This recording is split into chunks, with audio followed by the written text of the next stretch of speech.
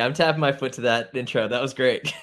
Yeah, gotta get us pumped up. Why? Because we got Pierce Berolzheimer in the house, filmmaker. That's right, director, writer in the house. Welcome, brother. Thanks so much. Yeah, thanks for everybody who's watching. Oh yeah, oh yeah, oh yeah. Who do we got in the heezy here? We got Jake Hall in the house saying hello, Pierce, What's up, and the Jake? movie dojo army. We got Brian Sanchez, Danny Boy. That's right, that's right, and Calumity is here. That's right. Oh hell yeah! I finally get to see Fat Samurai Guy live. Good seeing you, brother. That's right. We got everybody here in the house. Pierce, how have you been, my brother? Have you been crazy busy recently? Yeah, yeah, things have been good. It's the movie's now out, so it's been a totally new thing. Seeing a movie that I made actually out in the world and trying to figure out how to navigate that. Yes, yes, yes. Copy that. Well, we appreciate me and the Movie Dojo Army because we're kaiju fans over here, my friend. Like this whole channel, we represent action, martial arts, and horror, but we love our creature features, my friend. So That's awesome. we were Yeah, like, thanks for having me yeah, we on. got to get Pierce on here, man. That's right.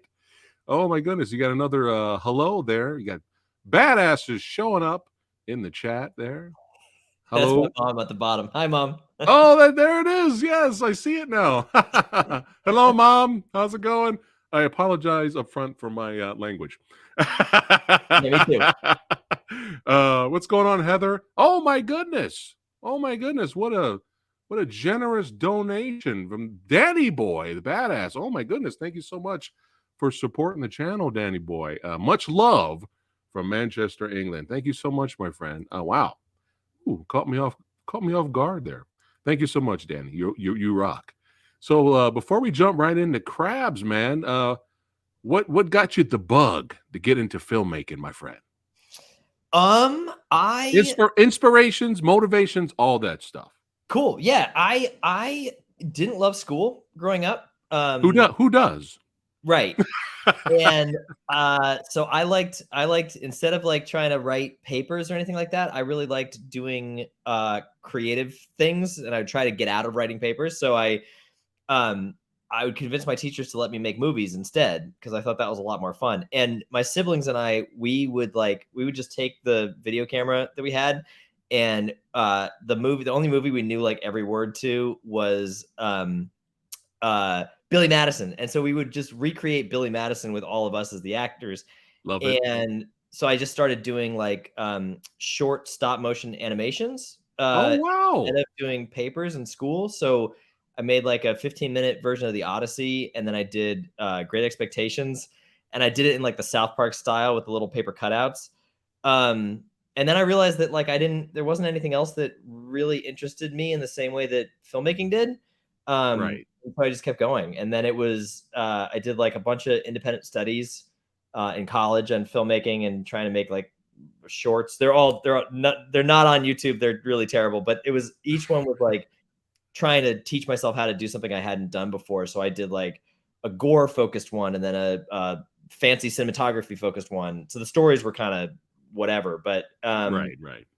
and then I got a job off of Craigslist out of college, and that led to another project, and then that led to another project. And then the producers I was working with were like, hey, we know you want to direct something. What do you want to direct? And we started raising money for this other movie. And then the best piece of advice I ever got was, if you're not totally in love with the movie that you're going out to make, don't make it, because you might get stuck with it as the director for the next 4 years. And Crabs Right. took us 8. So I was really glad Wow. that I went back to producers and was like, hey, I actually really want to make this Crabs movie. Can we do this instead? Nice, Yeah. nice. No, that's very well said. You know, if you don't have a passion behind the project, it's going to show. You Oh, know, yeah. it's going to show in the end result. You were a producer for these other projects here. Would you like to talk about that? Oh yeah, Sunbelt Express.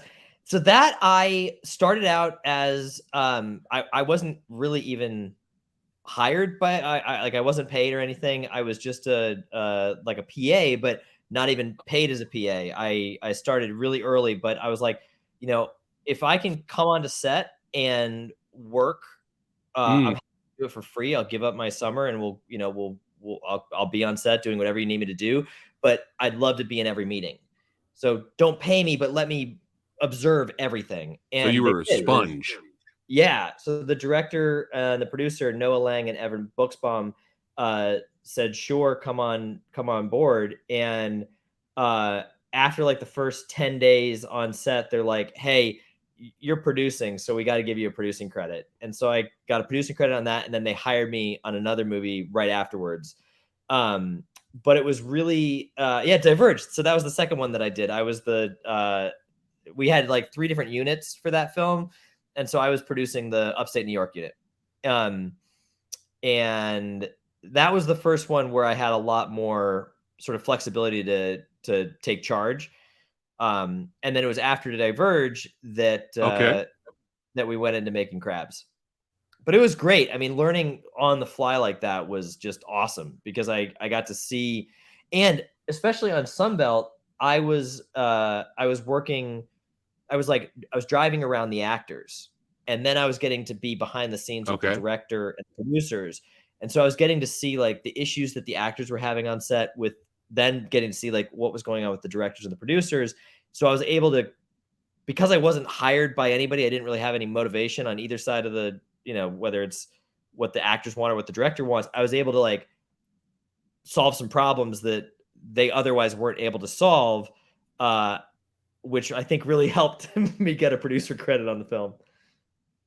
All right. All right. All right. Nice. Nice. A quick question. We're Yeah, gonna jump the gun. We're jump the gun here for you, Pierce. Calumny cool. says, "Where can I watch Crabs?" Oh, sweet. It is on iTunes, Apple TV, which is also kind of iTunes, Google Play, Amazon Prime, and then we have a Blu-ray available on Amazon too. Oh, it's also on Vudu too, as well. I think there's Yes. also, you can also get it on YouTube, but YouTube might also be Google Play, so it's uh it's all over the place. It's not Right. Right. streaming anywhere, so it's not on any SVOD or AVOD services yet, but we're only doing like video sales and rentals. Copy that. Copy that. And thanks to Raven Banner. That's right. The banner of badassity. That's right. Helping to distribute the movie. So shout out to Michael Past and all those badasses over there. But yeah, man, congratulations, Pierce, for all the positive feedback and Thank you. having the official selections at all these festivals.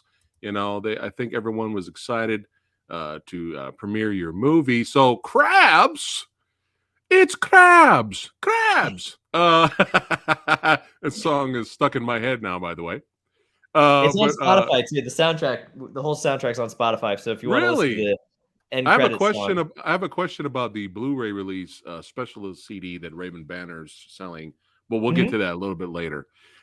So this obviously this is a passion project from you. So did you always have a love for the old school classic B movie or the creature features or kaiju films? Was that always something you wanted to do? Did you always have a love Oh for that yeah, genre? Oh, yeah. let's That, like let's growing talk up, then. those were always my favorite movies. Like my one of my favorite movies of all time is Eight Legged Freaks, and Yes. I love that movie. That movie doesn't get enough love. Dude, It's so seriously, good. it's underrated, man. I Yeah, agree. we saw that I in theater, we were busting up. I got to see Oh that at my the god. drive-in, which was just, it was so That's cool. perfect. Yeah. Yeah, And that's so perfect. I love that, you know, horror movies when I was growing up, I always felt like were really fun. Yeah. Like there's just this, especially creature features, there's like Tremors, Starship Troopers, like there's just a Yes. fun element to it. Classics. And as I got older, I a lot of the movies started taking themselves really seriously. And I was like, "Well, what happened to that vibe?" Right? Like Right. the The fun fun. vibe. And so I Yeah. knew that's what I wanted to try to capture with Crabs, was like the fun vibe that I grew up with in creature features and kaiju movies too. Like I loved I loved the guys in suits, like Power Rangers, Ultraman, the guy, all the old Yes. Godzilla films, like You Destroy just All said Monsters. Ultraman. You just said Ultraman. We're brothers now. Oh yeah, I can't wait. I miss Shin Ultraman in theaters. Shin Me Godzilla is too. like one of my top 5 movies of all time. I think Nice, it's nice. brilliant, and I can't wait to see Shin Ultraman. But it's only in theaters yesterday and today, and I missed it. But Oh, it should be out soon enough. I'm yeah, very it's stoked for that's that. gonna be a blind buy. Like as soon Oh, as me that too. comes out on Blu-ray, I'm just gonna go ahead and buy it. I got my own Ultraman little section over here. Got represent, son. That's awesome. Uh, but yeah, that is awesome. Any favorite Gamera or Godzilla movies that stick out to you besides Shin? Destroy All Monsters, I think is my favorite. Nice, Like I love the nice. original too. Oh yeah. It's just like knowing that there wasn't like that hadn't been done before.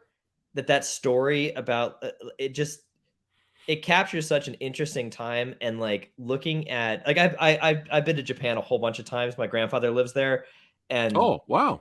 so I got to see and we did a bunch of traveling when I was a kid to look at like the historical sites of World War II. And so watching Godzilla in that context is really interesting. And then Yeah. seeing the Japanese culture today and how much that one movie was a cultural sort of point in time, and then getting to watch it and like seeing all the effects of that movie over the years has been really it's been really cool to see that too. Oh yeah, yeah, Yeah. definitely. Jake said he saw Shin and he really enjoyed it. So we're Good. jealous, Jake. We're jealous. I am jealous. We're right behind you. We're right behind you in terms of watching it. But yeah, I'm so happy you're a fan of the genre. And like my buddy from Entertainment Talk Nation, Rob. Big shout out to Rob. His channel is all about the kaiju. That's his whole channel. Oh, And cool. he mentions several times that this is probably the most popular the kaiju genre has been as a whole. You have that film. I mean, from all over the world, Oh, everyone's yeah. making their own kaiju movie.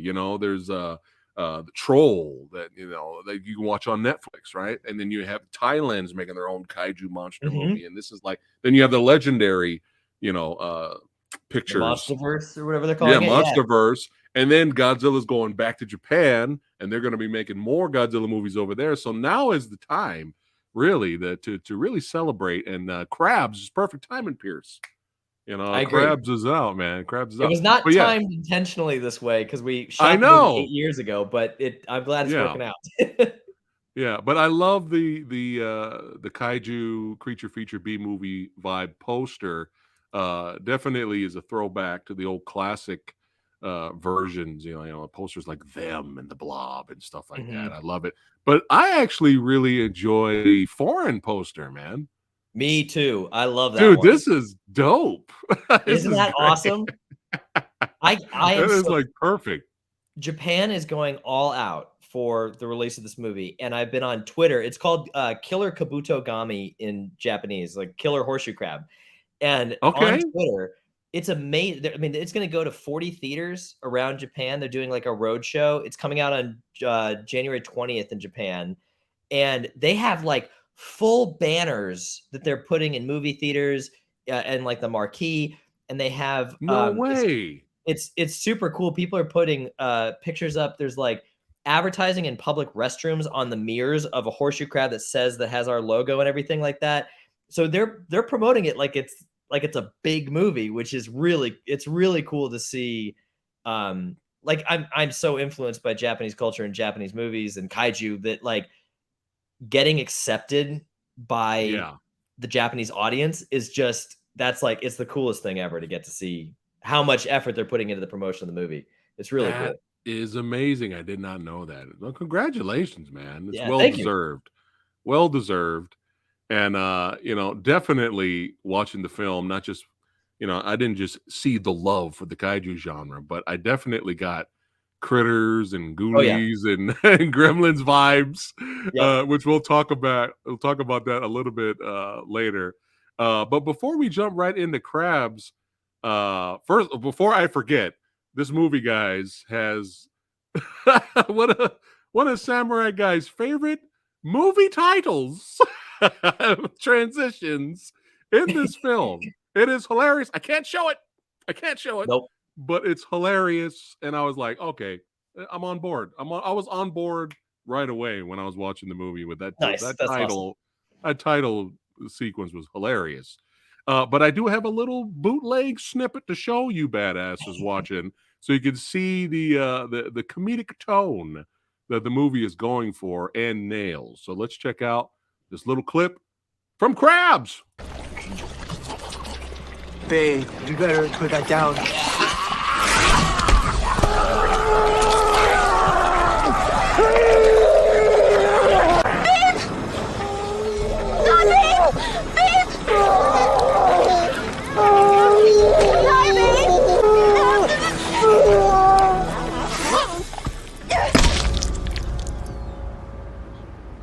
Hon? Are you okay?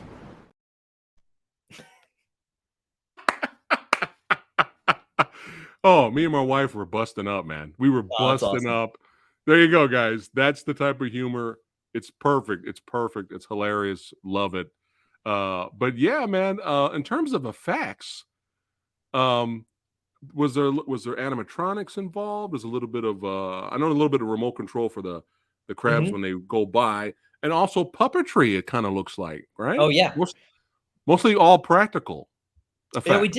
we tried to do initially I wanted to do everything practically, but there was a couple things we just couldn't do practically. So, we had puppets, like, a lot of the time, there's a guy at the end of a table or, like, a going like this with a puppet. Right. We got a couple puppets, and then we had crabs that, we could pump full of blue blood and then crush so that it would explode everywhere.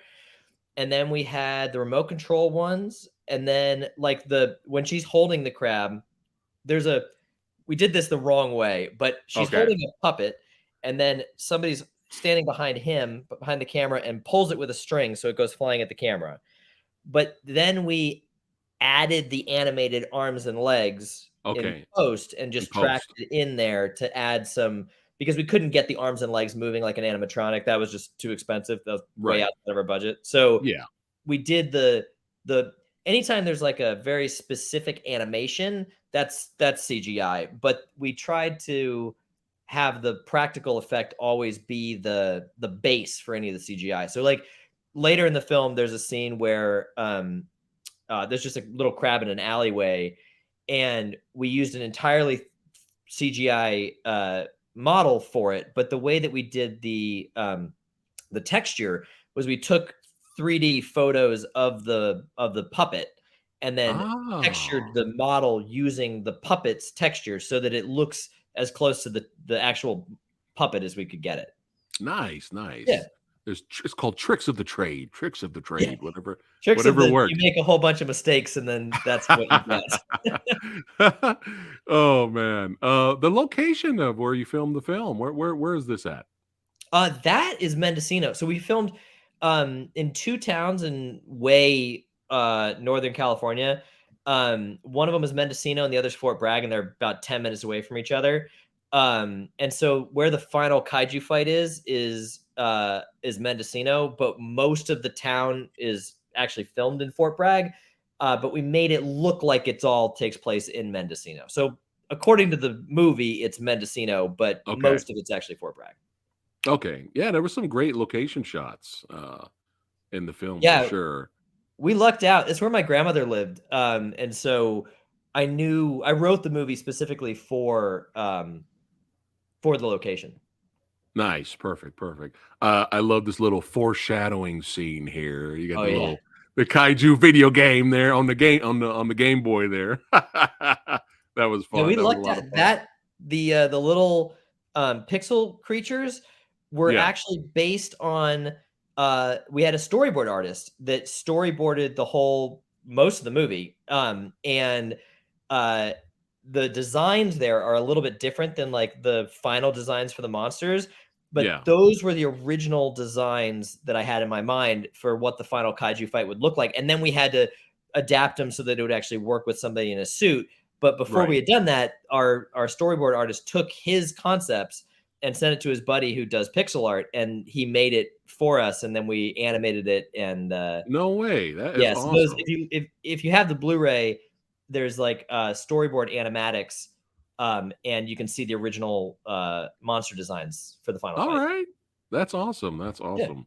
But yeah, the over the top humor is what Samurai Guy loves, especially when you have scenes like we have our we have our young brother super genius testing out the technology, and he almost murders the sheriff, but it's all Yep. right. It's all right. It's fun. Even the sheriff is like laughing about it. He's like, "What are you kids doing in there while I'm outside? I'm outside, smoking my weed and making songs about it." Yep. Uh, what do you say? That's a hit. That's a That's a hit. hit. That's right. That's Yep. a hit. He wrote that Vis- song. That actor just wrote that song.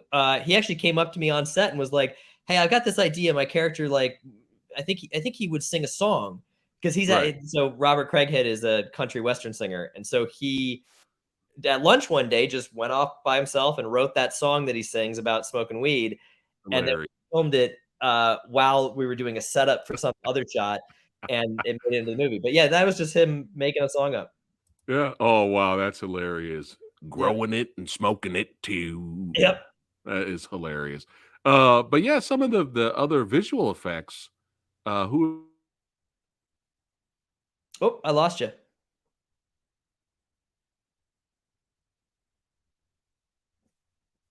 Hello. am I back, Pierce? Let me Oh, know you're when back now. Yep. Okay, okay. That's what happens when you're live, you guys. You don't know what the internet's gonna do. But we got to keep rocking and rolling. Visual effects. Oh yeah, yeah. So Yeah. the whale shot was done by a team in Vietnam, which is the whole movie had 380 VFX shots. And so when we started pricing it out, we realized that we couldn't do that in the United States or Canada. It was way too expensive. So we brought Right, it right. abroad to do the vast majority of it, and then came back to LA to kind of clean everything up and make it, because there's a lot of different artists working on it in Vietnam. So we needed it to have a level of consistency that our LA artists went through and like cleaned everything up. But that shot's directly out of the Vietnamese team, and they modeled the whale and did all the guts and everything. It was really fun to watch Nice. them actually model that. It was cool. Well, speaking of guts, you guys know Samurai Guy is a gore hound. I love the horror and the gore, man. And there's some great gore shots in here, man. Sorry, everybody watching. Samurai Guy shows it. I take risks. I got to show the love, but yeah, yeah. Crabs. Yeah, loved a lot of the gore. It's very appreciated. A film with balls. You can't have a creature feature horror movie without gore, man. I I agree. mean, some of them are fun, some of them can be done, but it's rare. You gotta have some fun. Could you imagine like Tremors being like G-rated? It's just not gonna work. Yeah.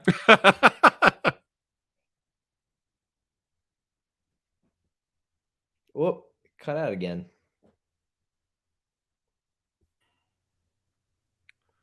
Oh, Let me you're know when back. I'm back. All right. You're back. I was saying a lot of fun characters in the film. I enjoyed the brothers. They had a lot of great chemistry. Everybody had good chemistry, for sure. Am I Yeah, I back, left Pierce? out. Our actors were All great. right. They did a All right. really spectacular job. Yes, yes, especially the teacher that I think we all wish we had in high Yep. school. She was fun as well. Now, I got to talk about Radu. Oh yeah. I got to talk about Radu. So, the actor Chase Paget, Yep. did he come in and have to audition for this? How did you create the character of Radu? Okay. So Radu came from a whole bunch of different places, and Okay. he's sort of a quilt of different ideas and characters all into what you see. And originally Radu was supposed to be about 14, and I wanted to create a character that was absurd, like the most absurd character I could possibly create, to the point where you think that like in the beginning of the movie, he's the weirdest part of the film. Right. By the end of the movie, I wanted him to be the straight man and for the audience, commenting on the insanity that all the other characters are engaging in, like building a giant mechanical shark Yeah. overnight and like Gotcha. I needed some way to transition the movie from this is the kind of the real world to we're in Cloud Cuckoo land, and Radu was one of the ways that I wanted to do that. And so Radu was supposed to be 14. And we had a casting agent send us a whole bunch of people. But one of the things that kept happening was that people were doing very specific accents, and I didn't want Radu to be from anywhere. Like in the movie, we never talk about where he's from. We use made up gibberish words for all the science in the movie, but also for all of his like language, whatever language he's speaking. It's as gibberish as the science is.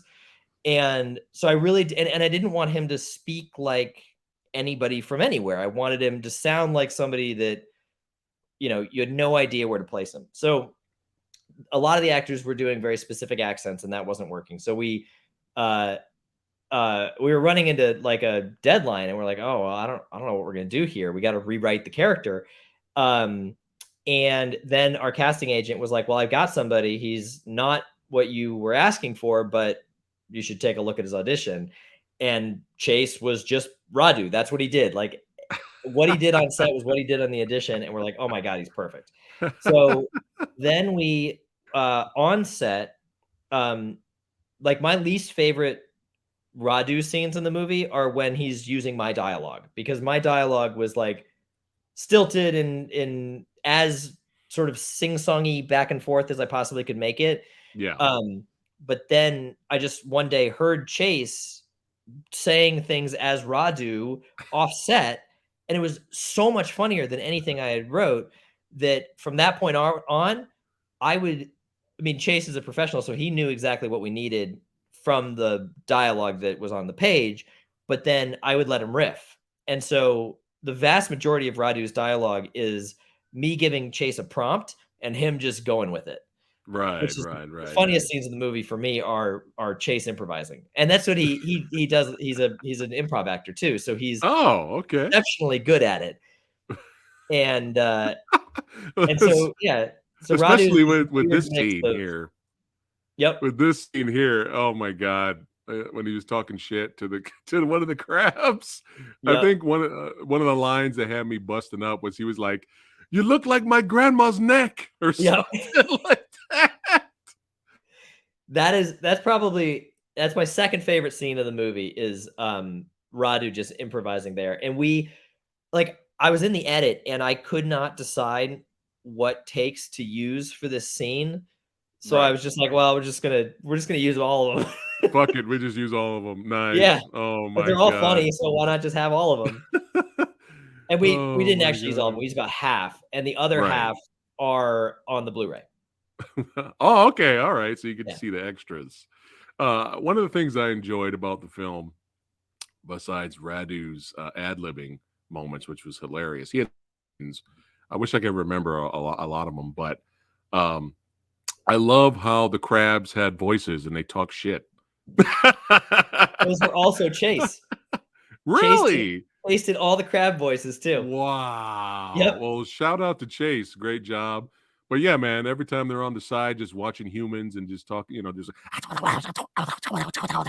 yeah, that's exactly it. Yep. It's hilarious. It's hilarious, man. I was busting up. Was there a little bit of that in Eight-Legged Freaks?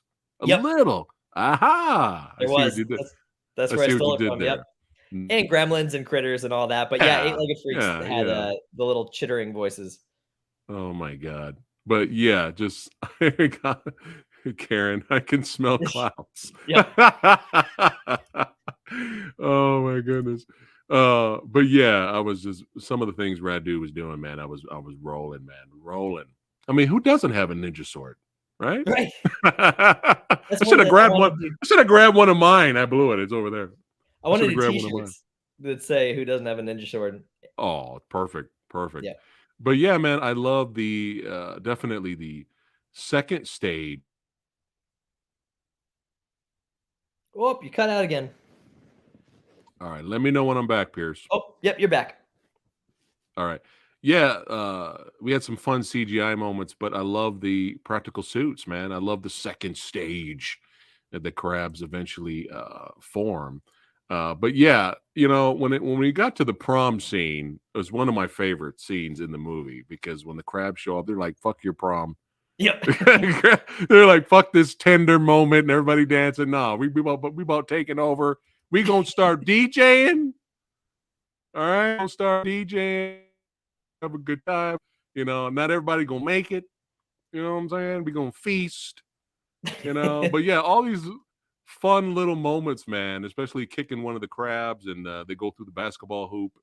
You have the score. I mean, it's just really hilarious. I mean, what else do you want, guys? I mean, we got crab chair shots. You know what I'm saying? We got chair shots. I mean, come on. I mean, it's just great stuff. This great stuff. But yeah, man, love the suits. And like you said earlier, there's something about guys in suits, you Agreed. know. And the design for the second stage is great, man. Thank you.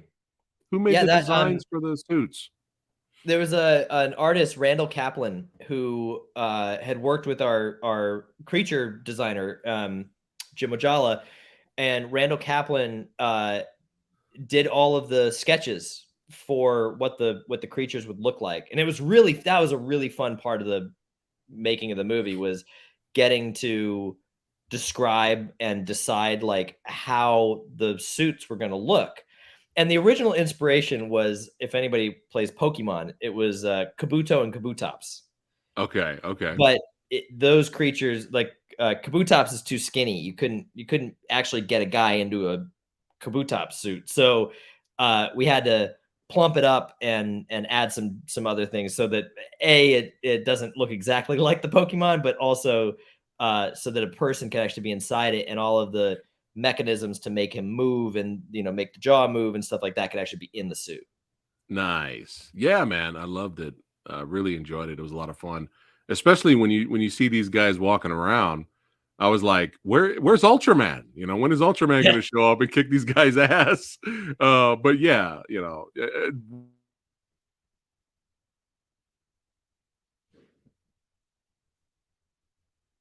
Oh, I lost you again. let me know when There I'm we go. back. Yeah. Yep, you're back.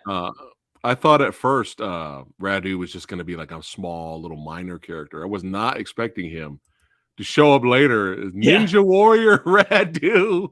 I think he just everybody expects him to die. I mean, that's part of yes, it, is like the other yes, character in these genre movies always dies yeah, right away, which right, is, I don't like that. So I wanted him to be a hero in his own right. Like I really wanted yes, him to the audience expects him to be one thing in the beginning of the movie, and then I hope by the end he's something completely different. yes. Well, Ninja Warrior Radu. I think another one of my favorite shots or scenes in the film is when they're driving through the town and they're just seeing the carnage play out, and the Mhm. crabs are everywhere. The crabs are controlling people. Just really great stuff here, Pierce. Was this tough to shoot all this carnage? Yeah, that was a long night. We actually, the way we shot it, was actually, so we blocked off about a block and a half of downtown Fort Bragg, and then set up one side of the street and shot all one direction, and just shot up and like down one side of the street, and then flipped it and shot the other. But we did all of it in one take. So No way. yeah, so the whole one side of the street was all one take, and the other side of the street was all another take. But the problem with that was that driving down, a block and a half is only about 20 seconds long, maybe 30 seconds long. Yeah. So each of those shots is only 30 seconds each, so it's like a minute of footage. But this is supposed to be the town is being destroyed part of the movie, and having it just kind of go by in 30 seconds didn't work in the edit. So we ended up having to cut it up and then intersperse it with what's happening in the car in order to get the scene that's in the movie. But there is a version where it's just literally one take on one side and one take on the other. So then Oh, we overly complicated it to the point where we shouldn't have done that. We should yeah. have done like individual portions moving up and down the street. Yeah. Because we would I was directing it as if we needed each of the beats to happen in sequence. So if one didn't work, we'd have to reset the whole thing and run it again. Um, I'm a big fan of long one takes. Yeah. So I was trying to do that here, but in the edit, it just didn't play as well. So we cut it up.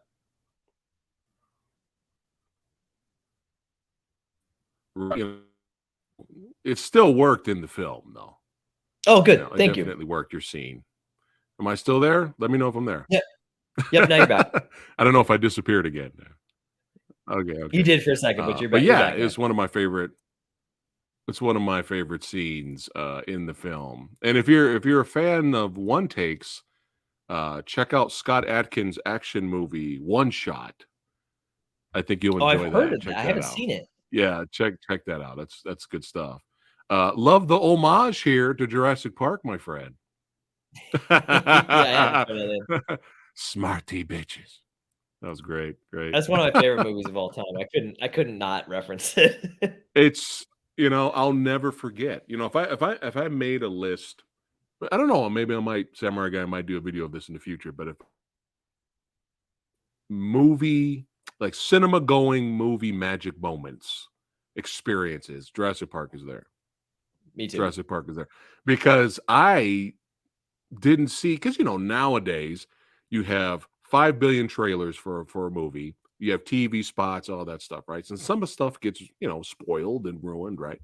But for some reason, when Jurassic Park came out, I barely saw anything on TV. I didn't even know, like, there was that one quick shot of a T-Rex chasing a Jeep, and it goes by really fast, and I didn't even know what I just saw. Yeah. So when I Uh-oh. I lost you again. Yeah, it's all good. It's all good. Let me know when I'm back. Okay. All right, you're back. Yeah. Yeah, I had no idea what I was about to watch. So that blew me away, Jurassic Park, seeing that in the theater. Agreed. But yeah, the carnage through the town, but at the same time, the crabs got to get lit. The crabs got to get lit. You know what I'm saying? Got to play some games, get drunk, have some pretzels, peanuts. Definitely was enjoying that Gremlins vibe, my friend. Now, this where they were creating the I was busting up with this because it was so the comedic parts were so all over the place and over the top that I was enjoying it. But was this a reference to anything? No, not directly. The idea came from like old Nickelodeon commercials. Yes, that's the vibe I got. That was the thought process. But this was, I think the crew had thought at this point that I had lost my mind because we were filming that scene at like 3:00 in the morning, and there's no prep, like almost no prep for any of the.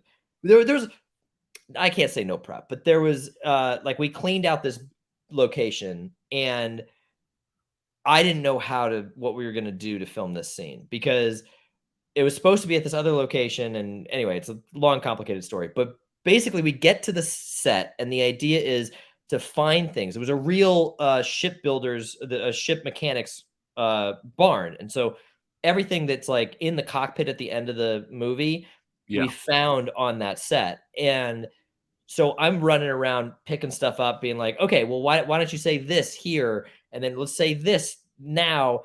But I knew that I knew that if we tried to make the audience genuinely think that these characters built a mecha robot in like 6 hours, that nobody was going to follow me to the end of the movie. They'd all be like, this is absurd. Like, you've jumped the shark too far. We're not going with you.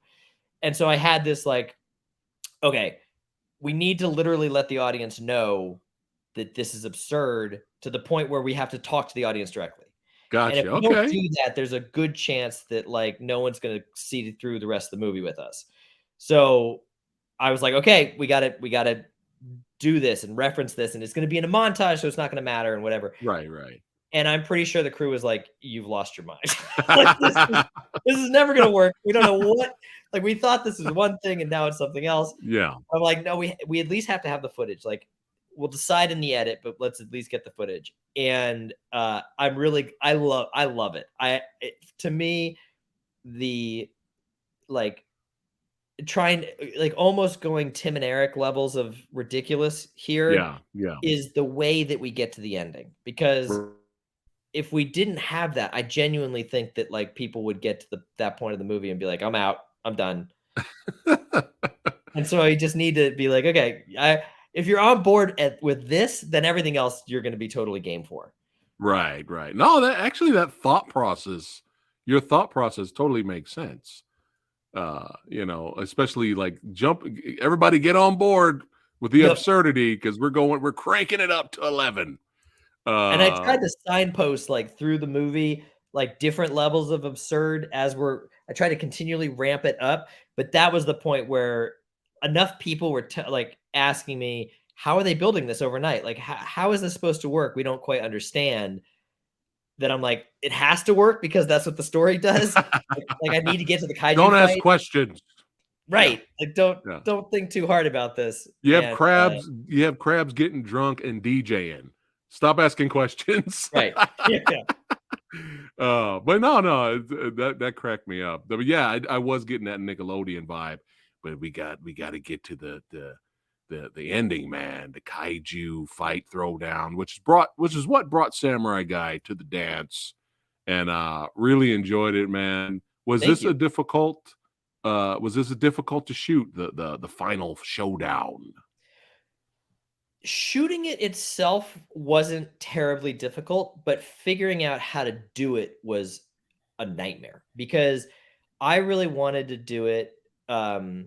I really wanted to film on a miniature set. I wanted to do it as traditionally like old school Godzilla as I possibly could. But when we Right. started pricing that out, it was just too expensive. And so I then and my producers had never really done any visual effects like this. And so it was this total we don't know how to do this luck trying to figure it out Right. kind of thing. And so oh, and to add insult to injury, we had already shot the cockpit scene. So we shot all of the interiors of the main character at the wheel were already shot and finished. And so we had to anything we did had to sort of work within that confine. So we had the suits and I came up with the idea, well, why don't we use a drone to film the backgrounds and we'll film it on a green screen and then we'll put the drone footage in the background and sort of layer it in order to get the miniature effect. And then I also wanted to one of the things that like old Godzilla movies, they always move in real time. But what I learned from watching Pacific, and it never seemed strange to me, you know, when I watched this, it just seemed like they're Yeah. obviously guys in suits. But when I watched Pacific Rim, I noticed that depending on the distance from the camera, the creatures move at different speeds. So I wanted to, and that added to the sense of like size and weight of the creatures. So I wanted to take the techniques from Pacific Rim and do a traditional kaiju fight using some of those more modern techniques. So we filmed it at 300 frames per second in order to be able to like ramp the speed of the shots. Okay. But the problem with that is that when we got into post and we sent it to the team in Vietnam, it turns out that we didn't know what we were doing with our tracking markers. We put sand on the ground, and so every time they stomp, the sand blooms up, which then creates a nightmare to cut the green screen out of because it creates a terrible flicker effect with the sand in the green screen. Right. And our tracking markers were not done properly. And so every single frame had to be rotoscoped. So they cut out every character from every frame of the final fight scene. Wow. And then we had to retrack it in order to get some of the motion. So anytime the camera moves, we didn't have any tracking information. So we had to use like a complicated 3D tracking thing in order to track the creatures. But then some of the times we'd film one creature and then we'd film the other creature separately because we would, instead of having the cameras be like, the camera be like this, so that most of the information is on like the wide, there's more lines of resolution on a wide Gotcha. camera. We flip it like this so we get like the most amount of resolution for the creatures as possible. So then we're tracking two separate characters, but trying to make them move together as if it's one shot. So it was like, I mean, it literally took us 3 years just to do the visual effects for the final fight scene. Wow. And then we had multiple different artists starting and stopping the project, because we got a good deal with this team in Vietnam, but there was no deadline on the contract, and they were using it as a way to train their artists. So we had one artist come on and do a whole bunch of work, and then they would move on to something else. And then a new artist would come on and not understand the work that had been done. And so they would need to start from scratch. So some of these shots have like 74 versions of each shot. And yeah, I mean, Wow. it's amazing. Like the fact that it works as well as it does is Yeah. a complete and total miracle. Like the other thing was like there was one cinematographer who shot all the interior shots, and then we had another cinematographer shoot the green screen stuff, and then somebody else shot the drone footage. So even getting the color to line up between the background and the creature and then the interior of the cockpit was wild. And then like there's a shot at the end of the movie where it's the we called it the mecha anus, where the kid exits the shark at the end. There was no math done at all to line up like the angle of the camera, the height of the camera, the angle of the camera, and then because we shot, so it's the actual doors of that mecha anus were on a beach. And then we shot the guy in the suit on a green screen a year later with a different camera and a different cinematographer. And the fact that those two things actually lined up so that that shot works is, again, just it's a miracle. I mean, it's amazing that any of that final fight scene works at all. Wow. Well, hey, Samurai Guy approves. I approves. I approve the fight, man. That was badass. Thank you. Enjoyed it and hilarious. Because while you have all this carnage going on, you have Radu commentary on the side, rooting on our hero, saying hilarious things. I think he said something like, make him your best friend and then betray him or something like that. Now was one of those outtakes left in when the older brother is there? Yep. Because he laughs a little bit. He's like, punch him in the ain't. No, punch him in the taint. Punch him in the taint. And he starts laughing. He's like, yeah, punch him in the taint. I love how you left that in still, with him breaking character and laughing. That's great.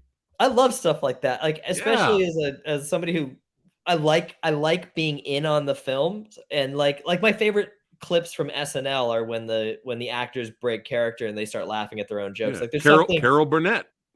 Carol Burnett moments. Yeah. I like as an audience, especially a movie like this, like I like feeling a part of it, right? And so and for me, like the better take or the better reaction from an audience is way better than continuity. Like I honestly don't care all that much about continuity, partially because I like finding things that are not right in movies. Like in Ace Ventura 2, there's a chess table, and one shot there's a bunch of chess pieces on it, and the next shot there's no chess pieces. But it makes me just sort of like the movie a little bit more because I see something in it that I think about every time. I'm like, oh, that's, I caught that, right? So there's a lot of that in the film. There's a lot of things that, like, if you watch it enough times, you're going to catch all these inconsistencies. But part of leaving that in was allowing for other inconsistencies in the film, because I'm like, okay, well, if you see that we're nodding and winking here, and all the times that it like wasn't actually a nod or a wink, but it was just, I prefer this take, even if it doesn't cut as well into the next one. That also felt like, okay, maybe we can get away with some of the cheaper elements in the edit, if we let you know, like, we get it too. Yeah. Winking at the audience and having fun. That's what it's all about, is having fun. And going back to what you mentioned earlier, here's a good example, Star Wars, right? With the stormtrooper walking in and hitting his head on the door. I mean, it's hilarious. It's hilarious. And you wonder, like, how did that still make the final edit? But it's brilliant. We love stuff like that. But yeah, really enjoyed the kaiju fight. Really had a lot of fun with this movie, man. It checks all the boxes of what Samurai Guy likes. You know, gore, Thank you. horror, creature features, comedy, over the top zaniness, and you get a kaiju battle at the end. I mean, what else do you want? You know. But yeah, movie members of the Movie Dojo Army have been hitting me up, my friend, when they heard about our interview. Some of them are already buying the Blu-ray. Oh yeah. That's right. This is a picture from shout out to James. He sent that to me. He's like, I'm ahead of the game, man. I'm ahead of the game. But I wanted to point this out. So I put information in the description box below, guys, if you guys want to buy the Blu-ray straight from Raven Banner, but not just any Blu-ray. This awesome special edition, man. Look at the artwork for this baby. This is epic. This version apparently comes with a CD. Is this the soundtrack, Pierce? Yep. So this is the Canadian disc that you can get right from Raven Banner. This one comes with like a soundtrack CD as well. Yeah, that's awesome, and a unbelievable slipcover artwork there. So I put that in the description box below, guys. If you guys want to go straight to Raven Banner and pick it up, We've also Pierce. got here. Go ahead. Let me. I'll plug this other one too. If you're in the U.S., this is the U.S. version, which also comes with the soundtrack, but it's a QR code. Which, if you're watching the stream, you can just get the QR code right there. There you go, guys. But it doesn't have a CD. It just it'll send you to the. We can download it. Yeah, you can download the soundtrack. But this one's available on Amazon in the U.S. And this one, actually, Raven Banner is our Canadian distributor and our world sales agent. And then in the U.S., I self-distributed the movie. Okay, nice. But yeah, the U.S. release is amazing too, man. I didn't know it had different artwork, so that's awesome. Yep. Yes, there's a couple different versions out there. Yeah, you got people in chat now. They're enjoying the artwork, man. They're like, Sperm hell cells, yeah. That was it. Yep. Oh my goodness. But yeah, man, I am so happy for you. I know this took a long time coming, but your creation is out and people are enjoying it and having a lot of fun. And that's what it's all about, my friend, is doing what you do, my friend, and making people smile and laugh. And this is what it's all about. This shot right here. And this appeared at IMAX. Yeah, that was wild. That was so crazy. That was our world premiere was in London, and we opened Fright Fest 2021, and on the IMAX screen at like the opening night, which was really wild. It was super cool. That's amazing, man. That is amazing. But yeah, I am so happy for your success, and I'm, me and the Movie Dojo Army, we're looking forward to what you're doing next. Thank you. Any small spoilers or future tidbits of what is next for Mr. Pierce? I'm writing a couple different movies at the moment. Okay. Mostly my time is still trying to get CRABS out into as many people's hands as possible. Because in order to get a second movie made, your first movie has to do decently well. It's a business. Yeah.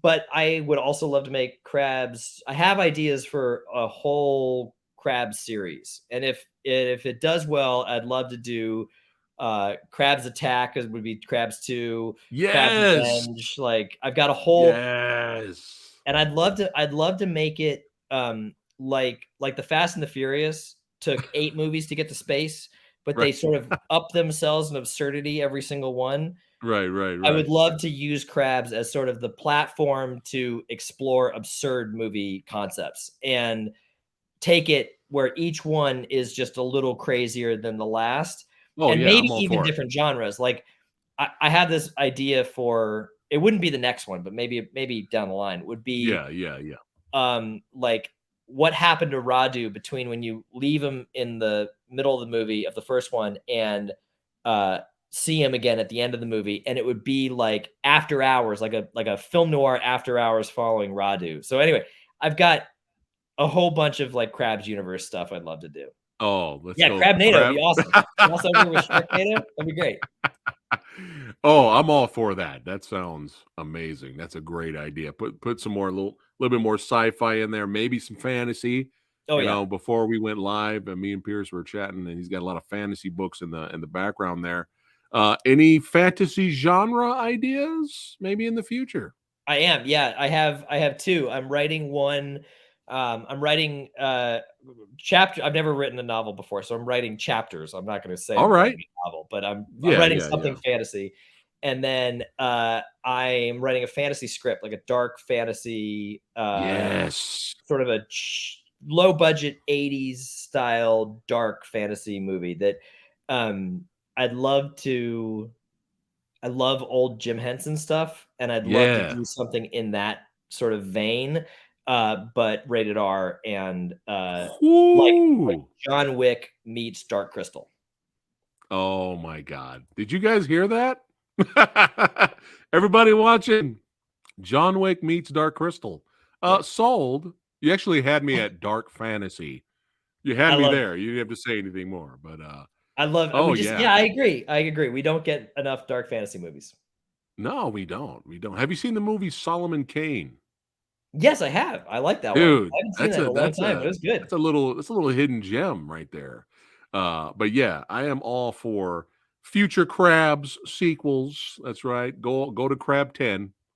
That's right. Crabs 10 all the way to Samurai Guy will be there, munching on the popcorn, having fun Nice. watching it. But especially your other projects that you have, we highly await, my friend. We highly await for those to eventually come out in the future. You have Samurai Guy support, my friend. That's Thank right. you. And the Movie Dojo Army. Thanks again for hanging out on the channel. Sorry for the glitches, but it's when you're live, that's how we roll. But me and Pierce are professionals.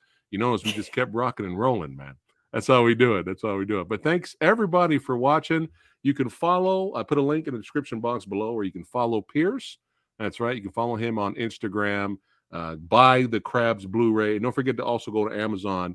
So you can get it there as well. Pierce, like we tell all our guests here, this is your second home, baby. That's right. Thank you Your so second much. home. Come back anytime. You're always welcome, my friend. And maybe we can review Eight-Legged Freaks, man. Let's go. Oh, I'd be Let's so do down. let's do let's do it. Let's do it. Eight-Legged Freaks, baby.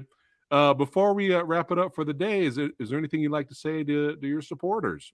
Yeah, just thank you to anybody who's seen the movie or wants to see the movie. It's out everywhere. Um, if you want to just rent it, that's awesome. And if you want the whole big package, the Blu-ray on Amazon, the US version, I sort of had control over all of it, and so it's exactly the Blu-ray that I would want. There's tons of behind the scenes stuff. We've got like storyboard animatics. There's 3 different commentaries, including one with Radu. He does a commentary of the whole movie in character, What? which is amazing. It's funnier than the movie. I mean, it's great. That It's awesome. that's hilarious. Yeah, it's awesome. And then we've got bloopers, deleted scenes. We've got like an hour of straight uncut behind the scenes footage. I mean, it's edited so that it's interesting, but there's no like commentary over it or anything. It's just like this is what it's like to shoot a movie. But yeah, the Blu-ray's packed, so check out the Blu-ray. Oh, that's awesome. Definitely going to have to check it out for sure. Especially for the Radu commentary, which I did not know was a thing, which is hilarious. It's such a thing that I put it as like the where is it? I'm covering it. There you go. Oh, there you go. You highlighted it. Nice. Yeah, I wanted to make sure that people knew about that. Hit him in the taint. Yeah, it's hilarious. It's just too much fun. And that's what movies are all about. Thank you, Pierce. Don't go anywhere, Pierce, but you guys, thank you for watching. That's right. Keep supporting independent cinema. That's right. Keep supporting the horror genre, creature features, action, martial arts, all the things that we love here on the channel, baby. And if you're new here, hey, thanks for watching. Don't forget to like, share, and subscribe to the old Samurai Guy. And don't forget this Sunday, the next episode, join me and the cast and the director of Combat Zone. That's right. We will be showing their short film, Martial Arts Fights and Stunts and Badassity, this Sunday. That's right, at 11 a.m. Pacific. So join Samurai Guy this Sunday. We're going to show the short film, have a little reaction, a little live Q&A, and having a good time, which is what we do here on the channel. I'll see you guys there. Thanks for watching. That's right. See you on the next one. It's Thanks so much. crabs.